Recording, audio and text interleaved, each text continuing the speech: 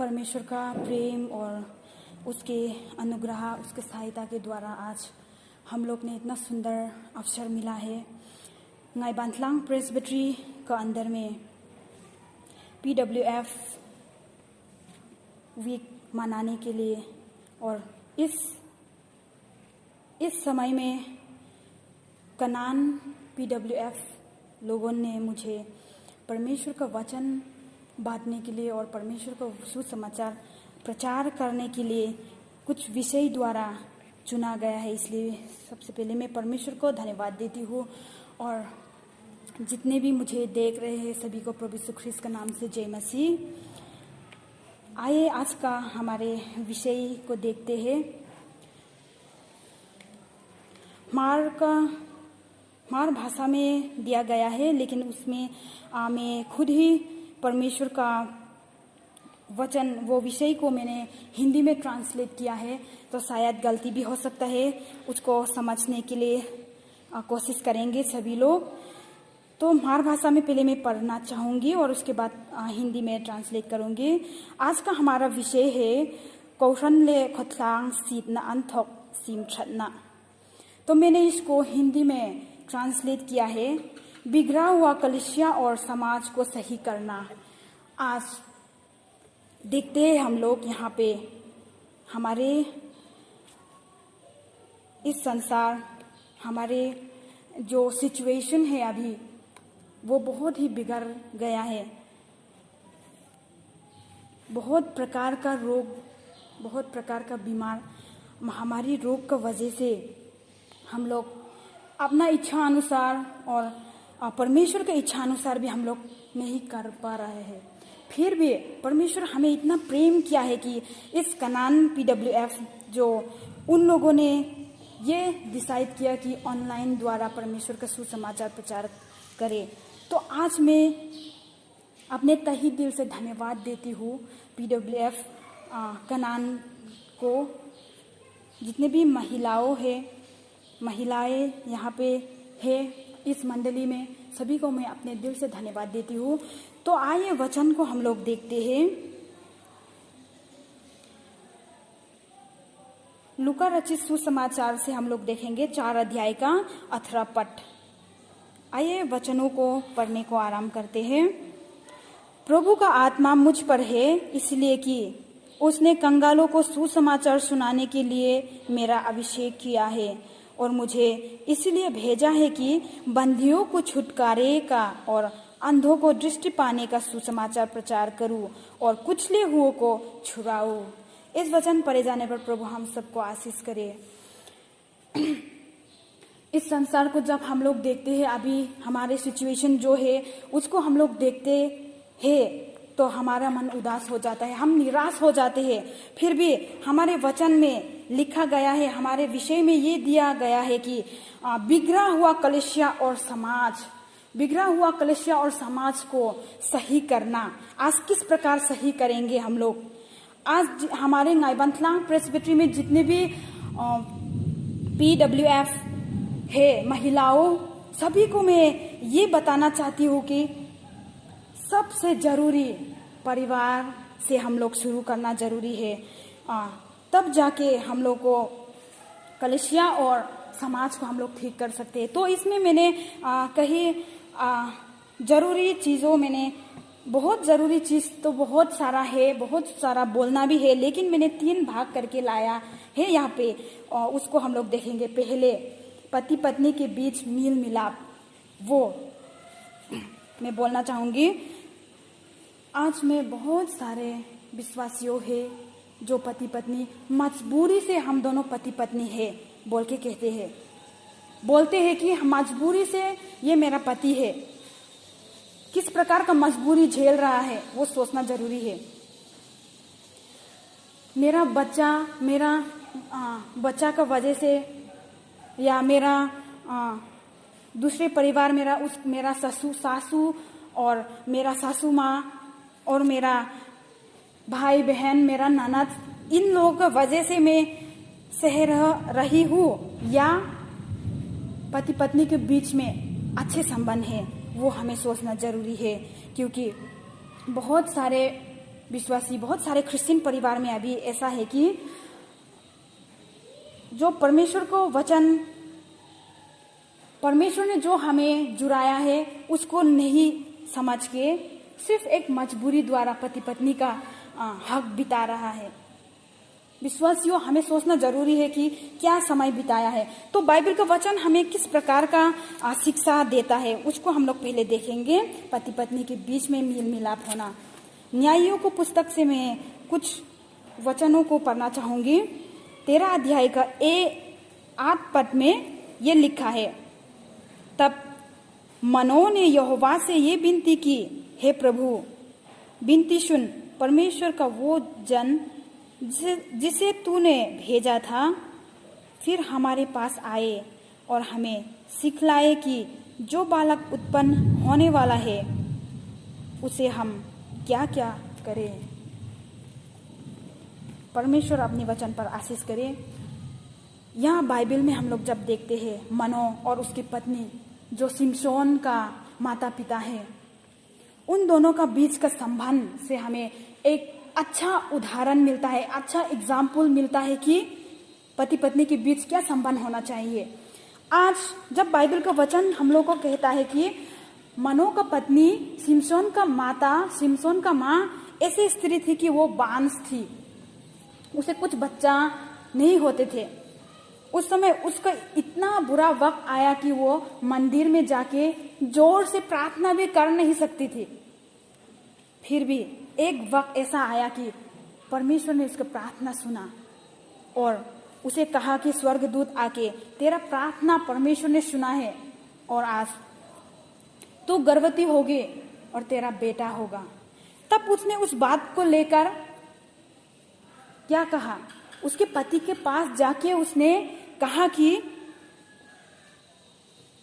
आज जब मैं मंदिर गई थी, जब मैं प्रार्थना कर रही थी, तब स्वर्गदूत ने मुझे ऐसा कहा, तुम्हारे प्रार्थना को परमेश्वर ने सुना है, तुम गर्भवती होंगे बोल के उसने उस बात को उसको पति के साथ में बताया। तब उसका पति ने क्या किया, बाइबल का वचन जब हम लोग देखते हैं तो उसके पति ने दोनों एक साथ बैठकर प्रार्थना की, हे परमेश्वर, जिस स्वर्गदूत को तूने मेरा पत्नी के साथ भेजा था उस स्वर्गदूत को आज तू हम दोनों के बीच फिर से भेज, ताकि मैं भी जानूं कि जो बालक, जो बच्चा आप हमें देना जा रहा है उस बच्चों को किस प्रकार का शिक्षा दूं, वो जन्म होने के बाद क्या कैसे सिखाएगा, वो उसने पूछा। तब परमेश्वर ने उसकी प्रार्थना सुनकर स्वर्गदूत उपस्थित हुआ जहां उन दोनों था और स्वर्गदूत ने बताया कि इस बच्चा को किस प्रकार शिक्षा देना है, वो सब स्वर्गदूत ने बताया बोल के बाइबल का वचन हमें बताता है। तो इसमें हम लोग क्या एग्जाम्पल मिलता है, पत्नी भी, कई पत्नी लोग होते हैं कि आजकल अपने पति का डिसीजन नहीं लेके खुद ही डिसाइड कर लेता है। आज मैं एग्जाम्पल के लिए आज मैं कुछ कॉन्फ्रेंस में जाने के लिए तैयार कर रही हूँ, तो कल को जाना है तो आज रात को पति को बोलेगा कि मुझे कल जाना है कुछ कॉन्फ्रेंस में, कुछ मीटिंग में मुझे जाना है। तब अगर अचानक उसका पति मना कर दिया तो वहां पे लफड़ा हो जाता है, उन दोनों के बीच झगड़ा हो जाता है। इसलिए मनोह और उसका जो पत्नी था, उन दोनों का बारे में जब हम बाइबल का वचन पढ़ते हैं तो हमें एक अच्छा उदाहरण, एक अच्छा एग्जाम्पल मिलता है कि पति पत्नी के बीच जब मेल मिलाप होके, जो मनोह का पत्नी भी ये कर सकता था कि जब उसको स्वर्गदूत आके बोला कि तू गर्भवती होगी और तुझे बच्चा होगा, वो बात उसने अपने पति को नहीं बता के भी वो कर सकते थे। उसे शायद ये भी उसका मन में आ सकते थे कि इतना दिन तक तो मेरा कुछ बच्चा भी नहीं हुआ, इतना मैंने प्रार्थना किया था, इतना दिन तक तो मेरा बच्चा कुछ नहीं हुआ, तो आप ये स्वर्गदूत आके बताया, ये भी क्या सही होगा, ये भी उसका मन में आ सकती थी। लेकिन उसने अपने पति को जाके बताया और दोनों को प्रार्थना, जब दोनों ने मिल होके एक साथ रह के प्रार्थना किया, तब स्वर्गदूत उपस्थित हुआ, ये बाइबल कहता है। तो इसमें हम लोग भी पहले महिलाओं भी अपने खुद डिसीजन नहीं लेके पति पत्नी के बीच में मिल मिलाप का साथ में जब डिसाइड करेगा, तब जितना बड़ा घटना क्यों ना हो, जितना सिचुएशन बड़ा क्यों ना हो, जितना झगड़ा क्यों ना हो, लेकिन उस वक्त स्वर्गदूत हमारे साथ उपस्थित होंगे। ये बाइबल का वचन बताते हैं। तो दूसरे में जब दूसरे पॉइंट बोलते हैं, दूसरे मैंने जो लेके आया है, सबसे पहले तो घर से शुरू होता है। तो घर में पति पत्नी के बीच में जो अभी हमने सुना है, तो दूसरे पॉइंट में हम देखते हैं कि परमेश्वर के साथ समय बिताना। आज बहुत सारे महिलाओं है, विश्वासी परिवार बहुत सारे हैं, बहुत सारे महिलाओं है कि परमेश्वर के साथ समय नहीं बिताते हैं, परिवार का साथ समय बिताते हैं और पति के साथ समय बिताते हैं, पूरा दुनिया वालों के साथ समय बिताते हैं, लेकिन परमेश्वर के साथ समय नहीं बिताने वाला विश्वासी महिलाओं आज तक भी है इस संसार में। हमें सोचना जरूरी है कि मैं किस किस्म का महिला हूँ, क्या मैं परमेश्वर का साथ समय बिताने वाले हो या नहीं, वो हमें सोचना जरूरी है। क्योंकि बाइबल का वचन लूका रचित सुसमाचार से हम लोग देखते हैं। लूका रचित सुसमाचार 10 अध्याय का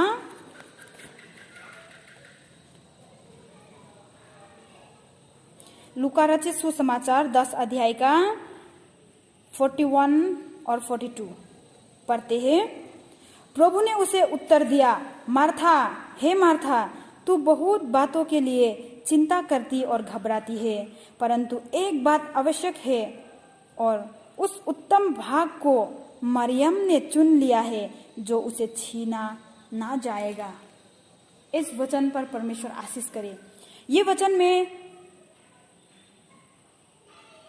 हमें बताते हैं कि मार्था और मरियम जो बहन थी, प्रभु यीशु ख्रीस्त जब इस संसार में रहते वक्त, प्रभु यीशु ख्रीस्त उन लोगों का घर पे जाते वक्त बाइबल का वचन ये बताता है कि मार्था जो थी वो बहुत एक्टिव वुमेन, बोलेंगे समझने वाले भाषा में, बहुत एक्टिव थी। वो काम करती थी, सब कुछ करती थी। तब उन लोगों का घर में जब यीशु मसीह आया, तब हमारे घर में कोई मेहमान आए तो हम लोग ऐसा करते हैं कि क्या उसे खिलाऊं, क्या दूं, इस प्रकार का टेंशन हमें होता है। वैसे ही मार्था ने भी किया। बाइबल का वचन कहता है कि मार्था ने ऐसा किया कि वो काम में बिजी हो गए थे यीशु मसीह जब उसका घर में आया।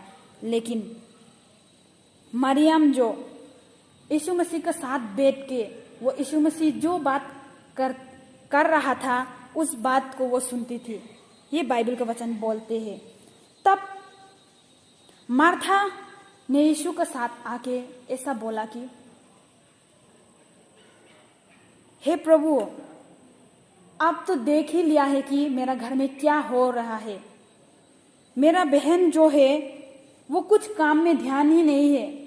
मैंने जब से आप आया है मैं इधर उधर बिजी हो गई हूँ, इतना मैं काम कर रही हूँ, लेकिन मेरा बहन मेरा साथ नहीं दे रही है। वो तो सिर्फ आपके साथ ही बैठी हुई है। जब उसने बताया, तब प्रभु यीशु ख्रीस्त ने उसको क्या उत्तर दिया, मार्था, तू बहुत बातों के लिए चिंता करती और घबराती है, परंतु एक बात आवश्यक है और उस उत्तम भाग को मरियम ने चुन लिया है, जो उसे छीना ना जाएगा। जो मरियम प्रभु यीशु ख्रीस्त के साथ बैठ के उसने प्रभु यीशु ख्रीस्त ने जो बात बोल रहा था उसे सुन रही थी।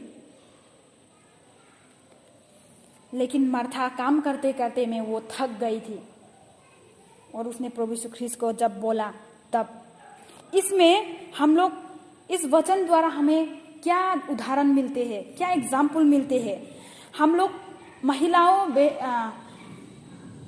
जानते हैं कि महिलाओं के काम, घर का काम दिखाई नहीं देते। हम लोग बोलते हैं, सभी लोग भी, ये नॉर्मल भाषा है, नॉर्मल वर्ड है कि कॉमन वर्ड जो हम लोग बोलते हैं महिलाओं के काम नहीं देखते हैं, लेकिन बहुत सारे होते हैं। महिलाओं ही है जो जिसने घर बना सकती है। इसलिए बाइबल को वचन में जब हम लोग देखते हैं मार्था और मरियम के बारे में, तब मार्था जब टेंशन हो गई थी, फिर भी प्रभु यीशु ख्रीस्त ने उसे बताया कि नहीं, इन सारे चीजों तो हमारे लिए है, उसे टेंशन भी करना है। हम लोग बहुत महिलाओं हो सकते हैं कि हमारे घर के टेंशन, हमारे घर के काम के वजह से, हमारे कलीसिया के काम के वजह से, हमारे बाजार के काम के वजह से हम लोग प्रभु यीशु ख्रीस्त का वचन को भूल जाते हैं। इसलिए प्रभु यीशु ख्रीस्त ने बोला कि मार्था, तुम इतना छोटा छोटा चीजों को क्यों चिंता करती हो? जो तेरा बहन ने किया है उसे कोई छीन नहीं सकता है, क्योंकि उसने परमेश्वर का वचनों को सुना, परमेश्वर को वचन को वो सुनती थी, इसलिए वो वचन को कोई छीन नहीं सकते। हम लोग गीत भी गाते हैं कि परमेश्वर को वचन जो हम लोग सुनते हैं वो उसे कोई भी हमें छीन नहीं सकते। उस वचन को परमेश्वर ने बताया। इसलिए आज महिलाओं में से बहुत सारे हम लोग टेंशन लेके, दुनिया का हर एक प्रकार का चिंता लेके रहने वाले हो सकते हैं, लेकिन उसके बीच में भी प्रभु यीशु ख्रीस्त के साथ रहने वाले का महत्वपूर्ण क्या है, प्रभु यीशु ख्रीस्त ने यहाँ पे बताया है। उसे हमें सोचना जरूरी है। क्या मैं मेरा घर का टेंशन के वजह से, क्या मैं मेरे कलीसिया का टेंशन की वजह से, क्या मैं दूसरे गांव समाज के वजह से परमेश्वर को भूल गई हूँ, उसके वजह से मैं परमेश्वर से दूर हो गई हूँ? वो हमें सोचना जरूरी है। तो हमारे तीसरी भाग में जब हम देखते हैं तो हमें अपने आप को पहले परखना है, हमें अपने आप को पहले देखना है। बाइबल हमें बताते हैं किस प्रकार से हमें देखना है अपने आप को। एक बार मैं भी अपने घर छोड़कर यहाँ पे रहती हूँ। सब लोग भी जानते हैं कि मैं अकेली रहती हूँ। इस समय मेरा जीवन में भी बहुत सारा परीक्षा आते हैं, अभी भी आ रहे हैं और भी कितना आएंगे।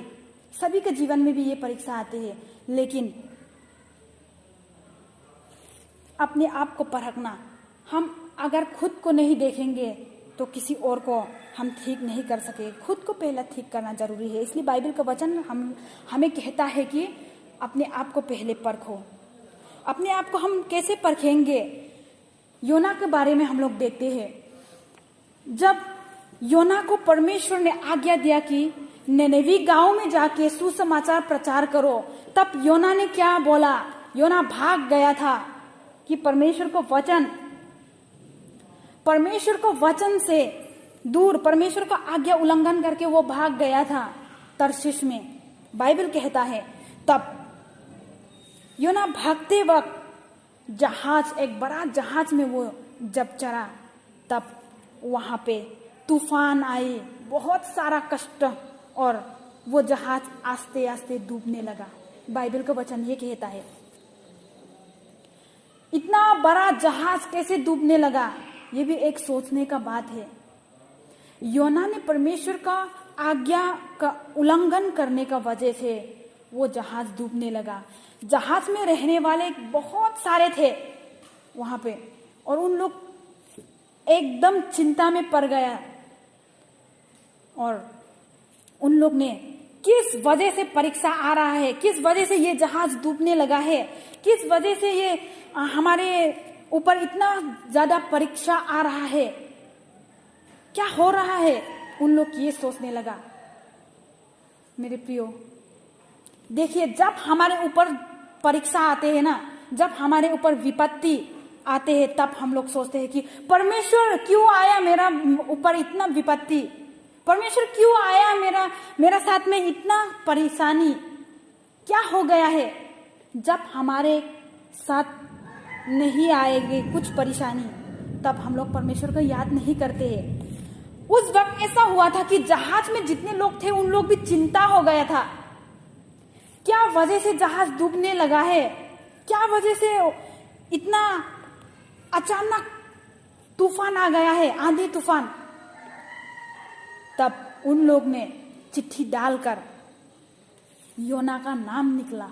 बाइबल का वचन कहता है जब योना का नाम निकला तब उस वक्त योना क्या कर रहा था? योना आराम से सो रहा था। ये बाइबल हमें बताता है योना आराम से सो रहा था, लेकिन जहाज में रहने वाले लोग बहुत तकलीफ, दुख, परेशानी झेल रहा था। तब योना ने पता चला कि आज मेरा वजह से ये विपत्ति आया है। मैंने परमेश्वर का वचन उल्लंघन किया, परमेश्वर का आज्ञा का उल्लंघन किया। इसके वजह से आज ये जहाज में जितने भी लोग हैं सभी को दुख मिलता है, सभी को दुख मिला है, सभी को तकलीफ हो रहा है।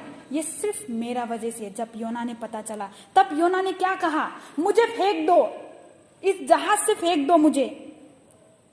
योना ने बोला। हमें सोचना जरूरी है विश्वासियों, मेरा वजह से मेरा कलीसिया, आज हमारे विषय में क्या है? बिगड़ा हुआ कलीसिया और समाज को ठीक करना। बिगड़ा हुआ कलीसिया और समाज को हम कैसे ठीक करेंगे?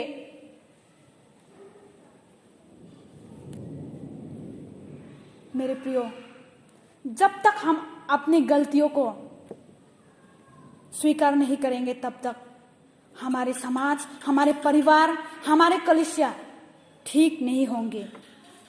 योना आराम से सो रहा था उस वक्त। उसको पता नहीं था कि मेरा वजह से इतने सारे लोग यहाँ जहाज में दुख मिल रहा है।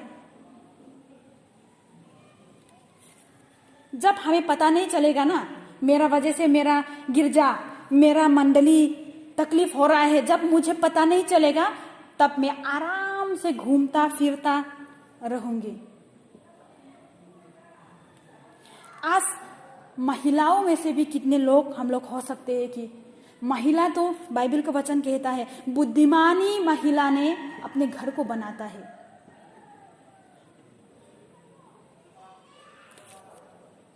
बुद्धिमानी महिलाओं, आज जितने लोग भी मुझे देख रहे हैं सभी को मैं बताना चाहूंगी कि कोई भी मैं बुर्बक महिला हो ये नहीं कहते हैं। मैं बुद्धिमानी हूँ, मैं चालाक ही हूँ ये कहते हैं सभी लोग।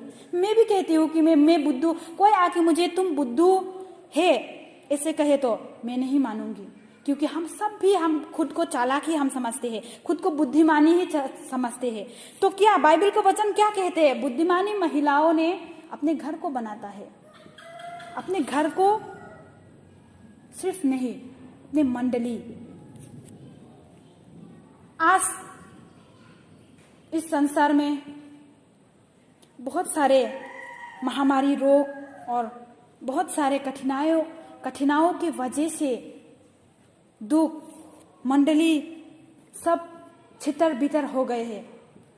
उस समय हम महिलाओं को ये सोचना जरूरी है कि हम है सबसे पहले महिला, पहले अपने घर को ठीक करके उसके बाद हमारी मंडली को हम ठीक कर सकते हैं। तो उसको ठीक करने के लिए हम खुद को पहला देखना जरूरी है। ये बाइबल का वचन कहता है। योना ने जब पता चला कि मेरा वजह से इतने लोग, जहाज में रहने वाले लोग दुख मिल रहा है, मुझे भी ये सोचना जरूरी है कि आज मेरे परिवार में झगड़ा क्यों होता है, आज मेरा मंडली में क्यों मेल मिलाप नहीं है, ये मेरा वजह से, वो हमें सोचना जरूरी है। अगर उसका वजह से, मेरा पड़ोसी का वजह से, या मेरा अंकल का वजह से, मेरा आंटी का वजह से जब हम ये सोचेंगे तब कभी भी हमारे मंडली मेल मिलाप नहीं होंगे। हमारे बिगड़ा हुआ और भी बिगड़ते जाएंगे। उसको ठीक करने के लिए हमें खुद को देखना जरूरी है। इसलिए खुद को हमें देखना जरूरी है। आज मेरा वजह से मेरा मंडली में बहुत तकलीफ हो सकता है, आज मेरा वजह से मेरा परिवार में अशांति है। ये एक दूसरे को हम लोग दोष लगाना छोड़ देंगे। अगर हम लोग एक दूसरे को देखते रहेंगे तो हमारे जो विषय है आज का, इस साल का 2021 को जो विषय है उसको हम लोग पूरा नहीं कर सकेंगे। इसलिए इसको पूरा करने के लिए खुद को हमें पहला देखना जरूरी है, ये बाइबल का वचन हमें कहता है। इसलिए अभी जितने भी मुझे देख रहे हैं सभी को मैं ये निवेदन करना चाहूँगी कि परमेश्वर एक महिला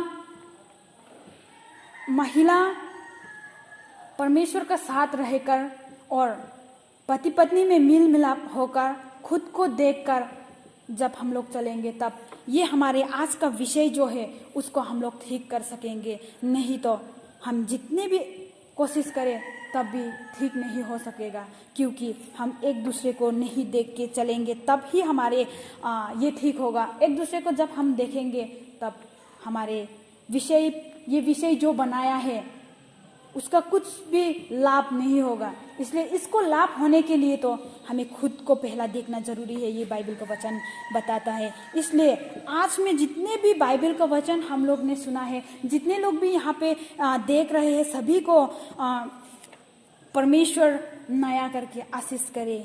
आमीन। तो आइए मैं छोटे से प्रार्थना करती हूँ।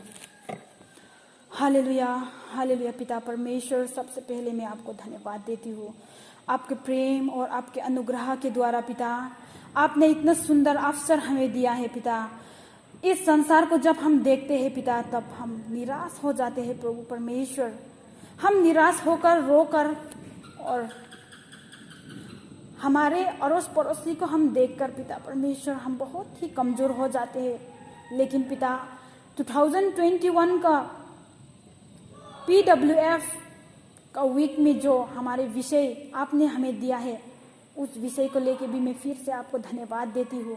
पिता परमेश्वर, ऑनलाइन द्वारा जो प्रचार हमने किया है प्रभु, इसको तो आशीष कर, और जितने लोग भी इस प्रचार को सुन रहे हैं पिता, देखा है, उसे नया करके आशीष कर, ताकि इस विषय को उसके जीवन में चला सकने के लिए प्रभु मैं आपको विनती करती हूँ।